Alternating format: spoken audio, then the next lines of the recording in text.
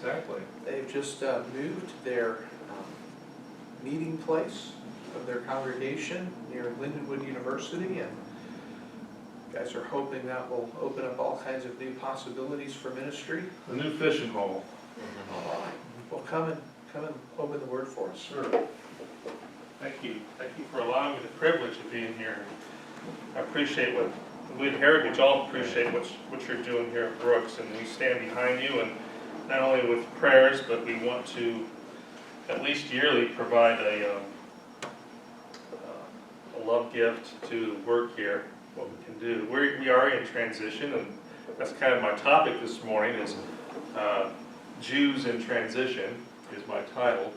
But as a church, we're in transition, and of course, individually, we're in transition. As a church, we have physically moved to a new location, and there's things that you must make a transition as you are going from one place to another.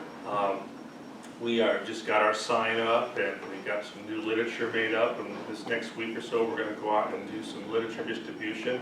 Our first official coming out of the closet, so to speak, is on a week from Sunday, and we are going to be advertising it in the community and whatnot.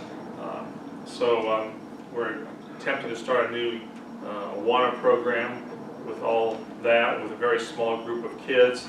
So we are in transition. I looked up the word transition, the process or a period of changing from one state or condition to another. And it can be used as a noun, or it can be used as a verb. You could say the transition was speedy, or you could say Heritage Bible Church is in transition. So that you can use the word as a verb or as a noun. And I've been going through the book of Acts in our church for quite a while now. And of course, if you know anything about the book of Acts, Acts is a book of transition. The church is making a transition, and in fact, the Jews, in a sense, are making a transition. The church is beginning, and we see when we look at the book of Acts that there are things during that 30-year period of time that are kind of strange, where you have Jews who are doing things and experiencing things that are still a bit strange to us in the 21st century, because that was a period of transition. And I think one of the problems in the church today is people glean, and they go to the book of Acts and they glean things, and they try to make hardcore theology out of some of the events and experiences of the book of Acts, when those things are things that took place because of the transition that was taking place from the old covenant to the new covenant. And so it was a struggle for those Jews, and just like it would be a struggle, we individually have been saved immediately. There was a specific point in time when you came to know Christ, and you were immediately clothed in the righteousness of Christ. You were fully justified immediately, and yet on a practical day-by-day level, we're not what all that we are or should be. We are becoming what we are, in a sense. We are not what we should be, but we're walking closer and closer with the Lord, and we're becoming all that we should be in Him. If you can imagine a janitor of a large corporation, and he happens to be friends with the son of the CEO of that corporation. So there's a janitor who's friends with the son of the CEO of a large corporation. We could say Microsoft or something. And all of a sudden, the CEO, we'll say Tim Cook, calls in this janitor and says, starting tomorrow, Mr. Janitor, because you're friends with my son — I don't think Tim Cook has a son, but he says, because you are friends with my son, I'm going to make you president of Apple. And so tomorrow, Mr. Janitor, because you're friends with, you will come in and you will not go down to your janitorial office down in the basement. where all the brooms and the cleaning things are, you will report to your new office in the penthouse, the president's office, and you will be in that office. And you will not wear your janitor's clothes, you will wear a suit and a tie. And so here is this janitor who's been promoted from janitor to president of the company, and you would think that that's going to be quite a transition to move from thinking about janitorial work to thinking about presidential work of the company. And so that's what the book of Acts is on a church, for the church and for Jews. Of course, when you read the book of Hebrews, you find the theology of that transition, because we learn in the book of Hebrews the superiority of Christ over all the old covenant system and all the priests and all the sacrifices. And so Hebrews shows us the theology of that transition. The book of Acts shows us the history of that transition. And so if you were a Jew in Paul's day, I mean, you were not just a Jew because of theology, but you were a Jew because of culture and because of society, and there would be things about you as a Jew that would be distinctly different, and so it would be a hard thing. It'd be a very time-consuming thing to move from being a Jew to being a Christian and making that transition. I was looking at the book of Acts, for instance. You find in Acts chapter 2 that the church early on was still meeting in the temple.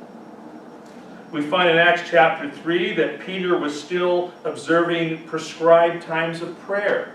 I mean, he's a believer, he's a Christian, but they're still doing Jewish things.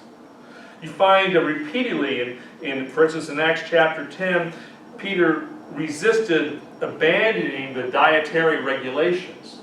God had to show him in a dream. So here's Peter, who's struggling to make that transition from being a full-fledged Jew to all that he's supposed to be in a Christian. You find that other Jews are shocked that Peter violated the Jewish custom and began to eat with the Gentiles. The Apostle Paul, as we're going to see from our text today, which is Acts chapter 18 and 19, you might want to turn there, took a vow. And we find that later on in the book of Romans, Paul, knowing of some of these struggles between Jews and Gentiles and Jewish laws and cultural mores, that Paul had to remind the believers, who were both Jews and Gentiles in Romans chapter 14, that here are some principles that you must live by so that you don't crush the conscience, the conscience of others. Just because you're free to eat meat that's been sacrificed to idol, there's going to be some other brethren who aren't going to be that free because of their cultural background and whatnot. And so you need to be sensitive to that. So in our text today, and this is something I'm sharing with my church on Sunday. So when Rob asked me to speak, I'm always sort of in a flourish as to what am I going to speak on, what am I going to speak on. I'm just going to take what I've been studying here lately. And so in our church, we're in chapter 18, beginning with verse 18, all the way through 19, verse 7. And in this text, chapter 18, verse 18, all the way through 19:7, you find three examples of Jewish individuals, or in the one case, a group of Jews who were struggling with the transition from Old Covenant to New Covenant. First of all, in chapter 18, verses 18 through 23, we find the first one is Paul. We find Paul struggling, not really struggling, but he's in the midst of this transition. You might call it Paul in transition. In chapter 18, beginning with verse 18, and we just read these verses. It says this, reading from the New American Standard, "And Paul, having remained many days longer, took leave of the brethren and put out to sea for Syria, and with him were Priscilla and Aquila. In Cenchrea he had his hair cut, for he was keeping a vow." Stop there. So you find right off that Paul, at the very close now of his second missionary journey here, we're at the very end of it, Paul is leaving Corinth, and he's at the seaport of Corinth, which was Cenchrea, I can never say that right. And he's on his way back to Jerusalem, and we find Paul taking a vow. This would be a Nazirite vow. And so we see very quickly here, Paul, even though he is I can't remember the chronology here at this point, some 15 years, 17 years removed from the day of his salvation on the Damascus road. I have to go back and look at the chronology again, which I haven't done. He's still very much a Jew. He's taking a Nazirite vow. And you say, why would he be doing that? Well, again, he's just had a very rough go in the last several months or years. He's been all the way down. He received the Macedonian call, and he went over to what we would consider Greece, and he went through Philippi and Thessalonica and in Berea, and there were some other places in there. And at every place he went, when you study that, all those different places he went on his second missionary journey, he suffered physical hardship, being thrown into jail and being beaten and being chased out of town. And yet God preserved him. He ends up down in Corinth, and he's in this city, we might call it Sin City. And God told him in a dream that he has many people in that city, not to get discouraged. And so Paul, I believe, is looking back and seeing the faithfulness of God. And as a good Jew, he's thinking, what can I do for my God to show him my thanks and my praise? And he says to himself, I'm going to take a Nazirite vow. And if you study, there's different lengths of time you can take a Nazirite vow. You know that Samson in the Old Testament was on a Nazirite vow supposedly for his entire life. He didn't do a very good job of keeping it. But there's certain things you give yourself over to God. You become literally engulfed with praising Him and living for Him. And so we have here Paul, even some 15 or whatever it was, 17 years, and as I said, I can't remember, I have to go back and do the chronology, but here is a man whose heart was changed by Christ. He was a new creation, and yet he is still transiting from being a full-fledged legalistic Jew, as he described himself in Philippians chapter 3, to being a Christian. This is the Apostle Paul. It was not an easy thing to do. So his heart was blessed, and he wanted to praise his God, and so he took this vow. And he as you finish up that section there in Acts 18, it says in verse 19, they came to Ephesus, and he left them there. Now he entered the synagogue, and he reasoned. He's still on his way back to Jerusalem, but he's going through Ephesus. And they asked him to stay for a little time longer. He did not consent, but taking leave of them, saying, I will return to you again if God wills. And he set sail from Ephesus. And we see later on in chapter 19, he comes back to Ephesus. He keeps his promise. Verse 22, and he landed at Caesarea. He's back getting close to home here, and he went up and greeted the church there at Caesarea, and then he went down to Antioch, which was his home church. Somewhere in that time frame, he went on to Jerusalem, and he spent some time in Jerusalem because he's on that Nazirite vow. So he finishes up his second missionary journey. Actually ends at the end of verse 22, and his third one begins in verse 23. And so little is said. I mean, Luke, as he writes this, is just sort of amazing here because he's covering vast spaces of time here and many miles. Paul is putting on his odometer here, so to speak, and he's going back to Antioch and back to Jerusalem, and he's going to give his hair. He'd have to cut his hair off as a Nazirite. He'd cut his hair off. He'd have to offer his cut hair in the temple as part of at the very end of the vow. That's what he would have to do to complete the vow. All because he was trying to show praise to God. Well, he finishes up his second missionary journey, And I won't really go through the other details there because there's some other details, but that takes us to the second person who was in transition. That would be this person called Apollo in verses 24 through 28.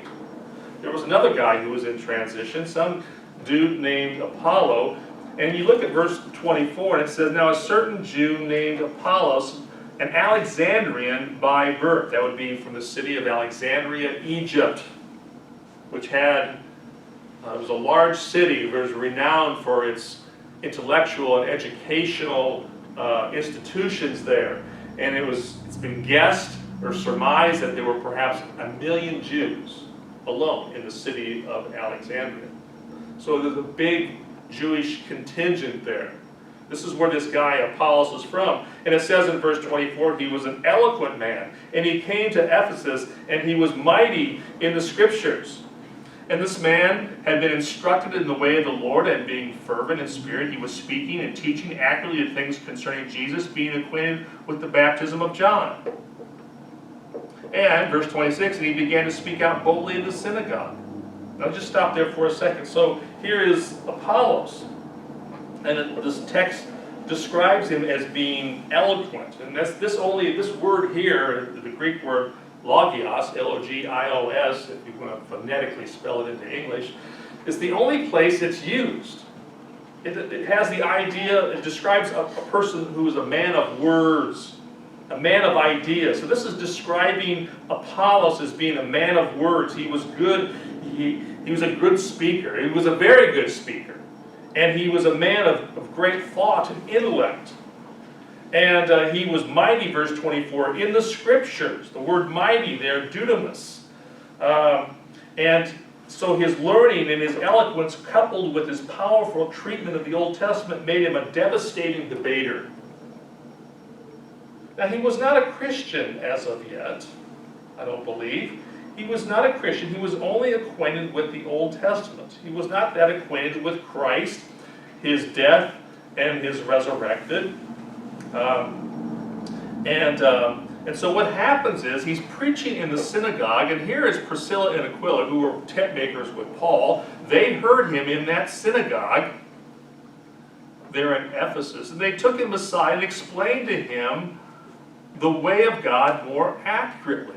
Again, I take it that they explained to him who Jesus was and what he did. He died and he rose, bodily rose from the dead. And so here is this great intellect, this great speaker, who, and what I take from this is that he was, while he was a very gifted man, he was very willing, and I would say he showed humility here to have a couple of tent makers, those just somebody who had a common job, to instruct him further on the person of Christ, to complete his message. And he humbly receives it. And so what happens there in verse 26 is that after the explanation, verse 27, it says, when he, Apollo, wanted to go across to Acacia, and the brethren encouraged him and wrote to the disciples to welcome him, and when he arrived, he helped greatly those who had believed through grace. For he powerfully refuted the Jews in public, demonstrated by the scriptures that Jesus was the Christ. Now he adds, because of Priscilla and Aquila's willingness to reach out to Apollos, and Apollos' willingness to be taught, he now is much more powerful, much more able servant of God. In fact, the idea there is that it says he refuted in verse 27. He powerfully refuted the Jews in public. That word refuted is a big, long Greek word.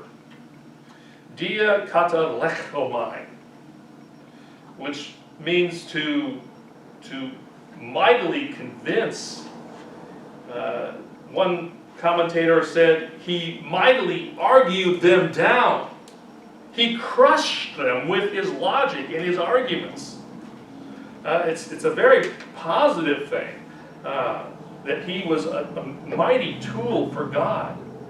And yet, he was in transition. He didn't have the full message until somebody brought him alongside. But there's one more incident here, as I see the clock getting away. Is the third area are the Old Testament saints found in chapter 19, verses 1 through 7. So we've seen Paul going through a transition. We've seen Apollos going through a transition. And now we come to chapter 19, verses 1 through 7. We find a group of Old Testament saints. And it starts off there in verse 1. And it came about while Apollos was at Corinth. He was at Corinth. I think I might have said Ephesus earlier. I don't know if I said that or not. But he was at Corinth. Paul, having passed through the upper country, came to Ephesus. Now, Paul's on his third journey now. He's making his way back. He had gone through the Galatia area where he initially went on his first journey. And he's making his way back to Ephesus. He's come to Ephesus in verse 1. And in verse 2, he said to them, he found some disciples, verse 1, a group of Jewish disciples. And we're going to see that they're disciples of John the Baptist. And he said to them, did you receive the Holy Spirit when you believed? In other words, it's basically tantamount to saying, are you a Christian? These guys are not Christians. Now, there are people today, among some of the charismatic groups, who want to make these disciples, because it says, after all, they're disciples, they want to make them believers, because what's going to happen to them, some people today in the charismatic movement would want to say that shows the second blessing, that they're believers who were believers, and later on, subsequent to their salvation, they received this second blessing. And this is one of their proof texts that they use to try to prove that. But that's begging the fact that these guys are not believers. Paul asked in verse 2, did you receive the Holy Spirit? And by the way, you can be a disciple and not be a believer. You're a disciple. I mean, the Pharisees had their disciples. Jesus even had his disciples in John chapter 6, and it said many of them left him after a while. They just walked away from him. John chapter 6, verse 66. So just because it uses the word disciple, it doesn't necessarily mean the context determines what kind of disciples they are. And that's always important to remember, because I've talked with people and they say, well, if it says they're disciples, they're followers of Christ. Well, generally I think that's true, but not always. So context determines the meaning of a word. A word's meaning is always determined by its context. So Paul asked to these disciples of John, did you receive the Holy Spirit? Because receiving the Holy Spirit is tantamount to becoming a Christian. Paul says later in Romans chapter 8, if you don't have the Spirit of God, you're none of his. Right? And so, verse 2, they say, no, we have not even heard whether there is a Holy Spirit. They were unacquainted with the coming of the Spirit of Pentecost. So they're confirmed to Paul that they're not yet Christians.